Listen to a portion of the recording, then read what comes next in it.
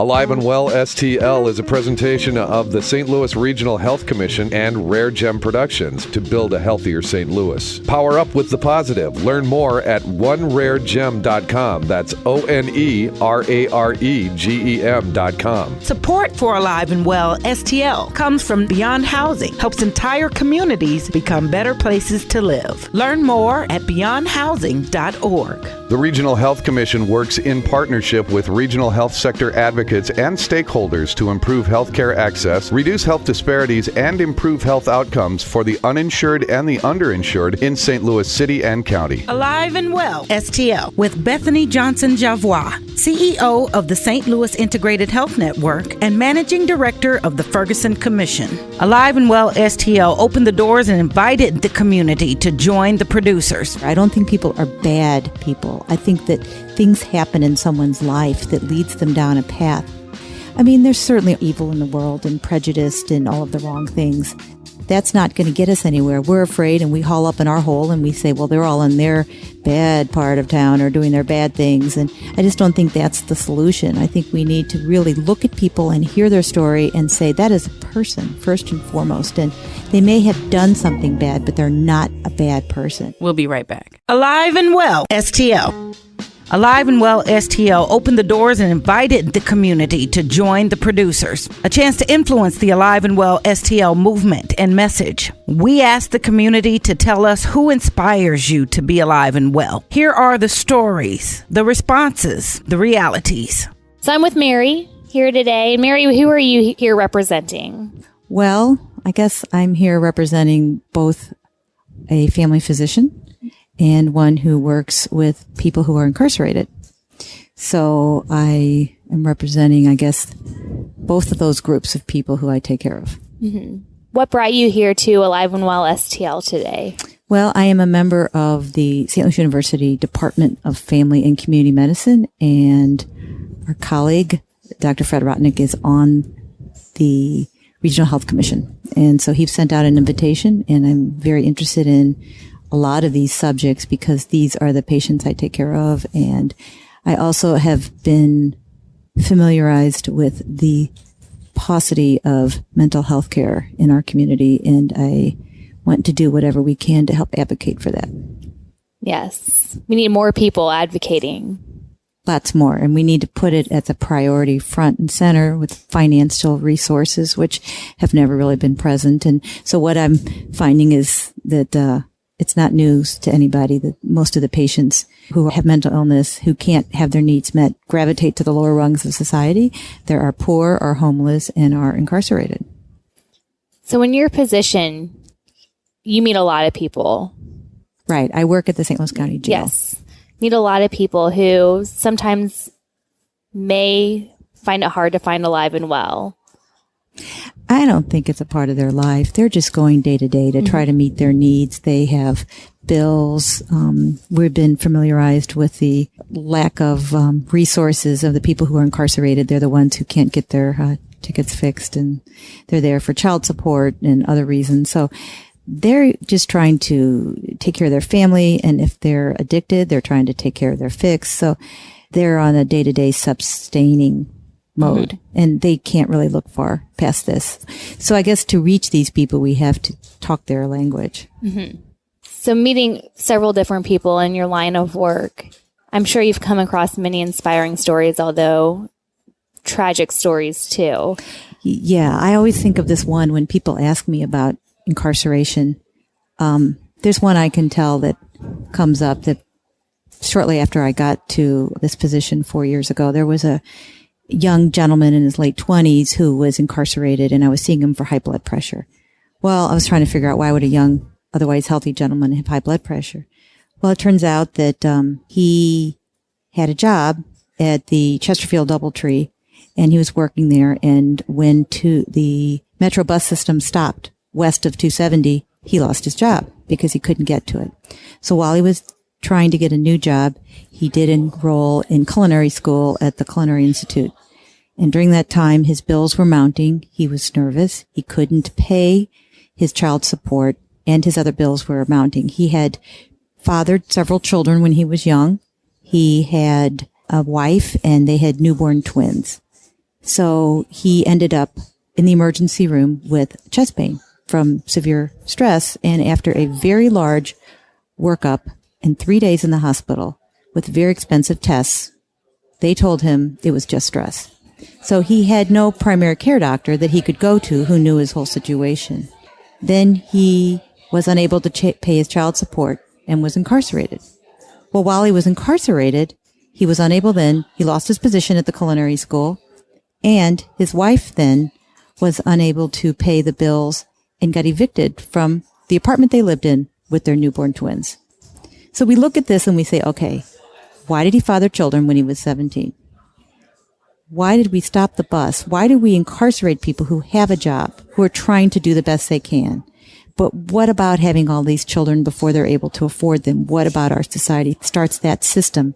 And then when we do, what good does it do to incarcerate people who can't pay their bills? All it does is make them lose their child support or lose their ability to pay and lose their jobs.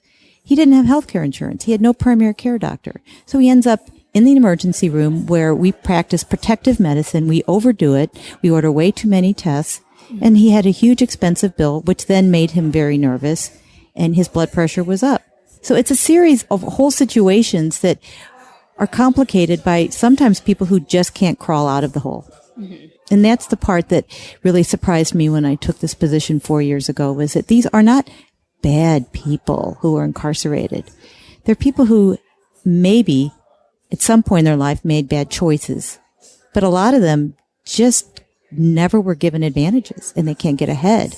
And so I think there's something really wrong with our system on several levels: healthcare, mental health, addiction. A lot of people turn to drugs because they're given too many pain medications after a surgery, or they experimented. I always ask my addicts, where did you get started? How did this happen?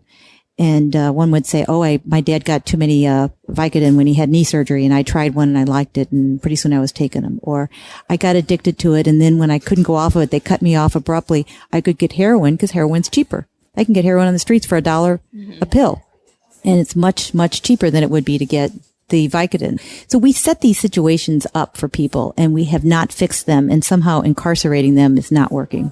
It's not fixing it. No.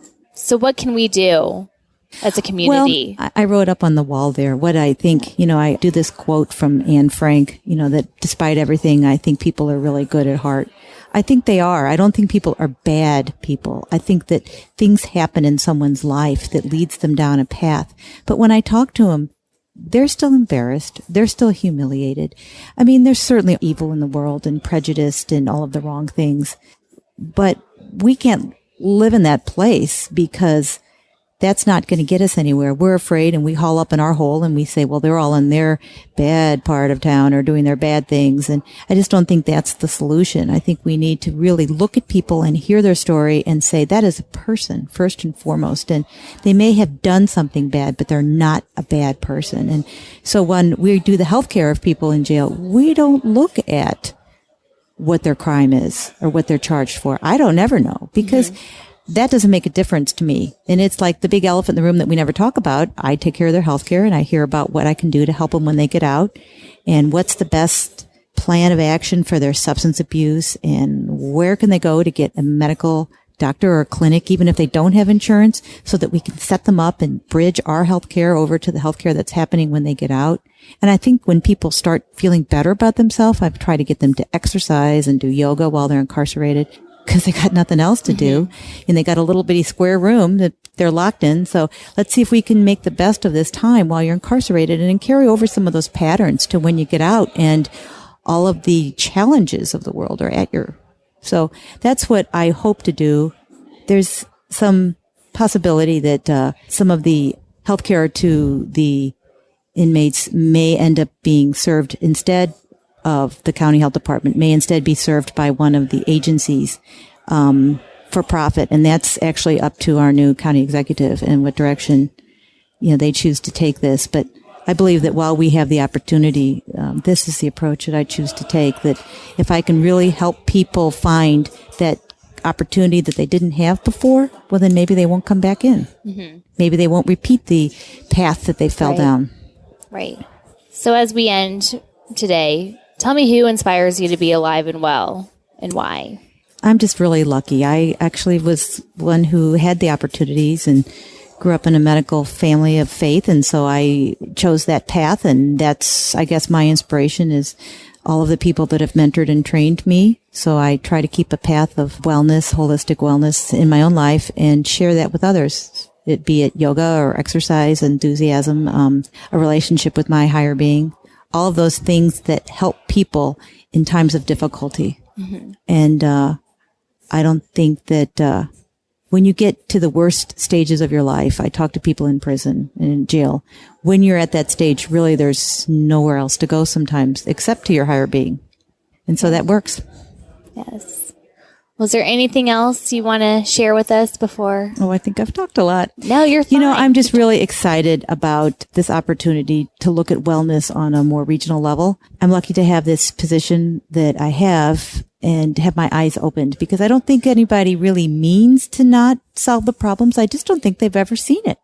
We're so geographically, economically, and socially divided that they just have never had their eyes opened. And I walk on both sides of the street. I mean, my friends don't experience these things because of their lack of exposure. So they're not bad people. I think that we all should figure out ways to cover all of our needs. Why, when we have these two wonderful institutions, St. Louis U and Washington U, can't we cover these needs? And each individual little organization has to compete for that grant and scrape and serve. And then that grant expires and then they have to initiate a new program and a new grant. And, why can't we have some organization that overlies and helps St. Louis become healthy and well, and mentally health coverage is well covered, and people don't have to compete against each other. So, we're working on it. Yeah, we are working on it. That's what I would sure love to see. Yes. Well, thank you so much, Mary, for stopping by. All right. Well, thank you for hearing me. Alive and Well, STL. So we are with Kaylin today. I am here talking to individuals, and I want to know who inspires you to be alive and well here in St. Louis. Well, there's a bunch of people. First of all, my mom, she inspires me. She's raised me, a bunch of friends. I have, doing a dance crew. So they all inspire me. My agent, she inspired. So there's a bunch of people that have inspired me for a lot of things, told me about things, helped me out. So I'm doing it. Yes, you have a big smile on your face talking about all of these individuals. Yeah, I'm happy. So what sets them apart in terms of them inspiring you? Is it words of encouragement or giving you hugs? What have you? Well, they've always encouraged me to do the best that I can do. And they've always helped me through my bad times to my good times. Always. I've been through struggles and it was hard, but every time they always talk to me, encourage me, put a smile on my face every day. So I really love that about them, and they help me out for that. So what does it mean to you to be alive and well in St. Louis? Well, I feel alive, around everybody. Everybody makes me happy. And I love the courage words everybody gives me. And it helps me. Because I see a lot of these people out here, looking for food and in the struggle. And I always think, I was in that position. And it's hard. It really is hard. And I just want to see everybody do well and be alive and stay strong. Yes. So those are great words of encouragement. Well, thank you for coming out here today, too. Oh, yeah, you're welcome. Yeah, we appreciate it, too. And I hope you're enjoying yourself here at Alive and Well, STL today, too. And keep dancing. Keep dancing and keep smiling because you have a beautiful smile. Thank you. Yes. The research is clear. Stress and traumatic experiences are making many of us sick, and together are the leading cause of poor health outcomes. Take 5. Visit us at aliveandwellstl.com to find out where you are emotionally. Become an ambassador. Reach out and help build a supportive community. Learn resiliency skills. Get the help you need. Share your stories. Hear others. And learn more about stress and how it affects us. That's aliveandwellstl.com. Alive and Well STL. We are grateful for your gift of time to this conversation. We encourage you to stay involved and get involved. You are invited to join the conversation conversation. If you, your family, or your organization is interested in talking about how we better the well-being of the region, sign up for more information, join the conversation, log on to aliveandwellstl.com, and let's build a plan on how we can work together and improve our overall health and become alive and well. The Regional Health Commission with Chief Executive Officer Robert Friend Jr. committed to providing a detailed review of change over the past decade in 14 leading health indicators for the city and county of St. Louis. The first decade review of health status report, an update to building a healthier St. Louis. Discover the narrative, the data, and celebrate the progress already made to improve healthcare access and reduce health disparities in our region. Learn more at stlrhc.org. Alive and Well STL is another positive production of Rare Gem Productions. Thanks for listening.